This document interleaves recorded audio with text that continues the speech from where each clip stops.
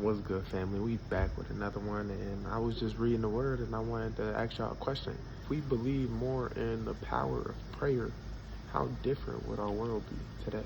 This one hit me a little bit because when I get thinking about it, it brings up a lot of questions. Getting into Mark chapter 9, starting at verse 14. This is the healing of the boy with an evil spirit. They called it an evil spirit back then, but today we would just call it an epileptic, a person that has seizures. We don't look at it into the spiritual realm, and it's just more physical. So nowadays, if you have seizures and everything, hop on medication and things of that sort.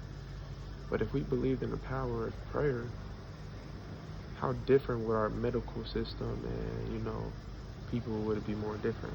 But to jump into the word, this young kid, this one boy, his father brought him to Jesus.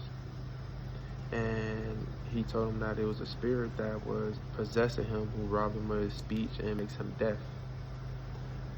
And he seizes out, gets thrown to the ground, and foam coming out the mouth. He just having a seizure.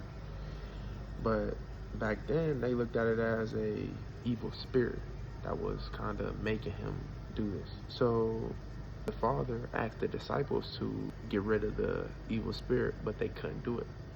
So they heard Jesus was coming in town, and they ran to Jesus, and he asked Jesus to drive out the spirit.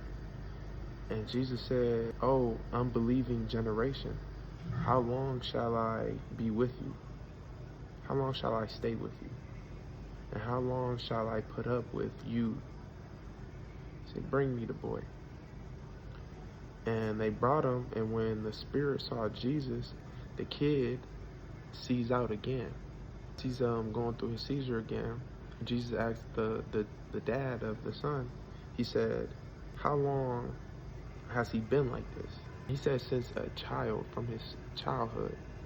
So it just reminds me of kind of what my mom went through. My mom was epileptic, having seizures all the time. So the dad of the son of the kid asked him, "If you can do anything, take pity on us and help us," to Jesus. And Jesus replied and said, "If you can."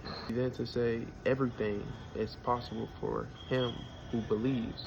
And right after that, the dad said, "I do believe, and help me overcome my unbelief." Now that is wordplay that you can't skip over. He said he believes, but with the unbelief that he did have, he asked God, Jesus, to help him with his unbelief.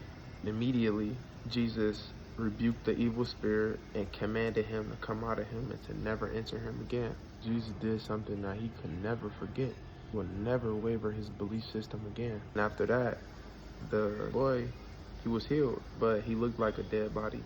Jesus rose him up, and he was okay. He was all right after. Everything was said and done. The disciples asked Jesus, why couldn't they rebuke the spirit out? Jesus said, "This kind can only come out by prayer." And that made me think, if we just had a strong belief system in prayer and the power of prayer, and that it does work, how much can we overcome? Jesus said that we will do greater works than he. We have the power. We have the authority through Jesus Christ. It gets me thinking, how different would it be if we had that belief system and we actually faithfully walked in our calling? Still learning. I'm still getting into the word, and I don't know everything. But when I look at it, I believe that if we walk faithfully and righteously in the word, we have these powers that God has gave us to heal the sick, heal the broken, the hurt, the disabled. I would just love to hear y'all thoughts, man. Leave a comment, like, subscribe, man. We're gonna keep bringing these out. Love y'all. Keep doing y'all thing. Let's get it, man.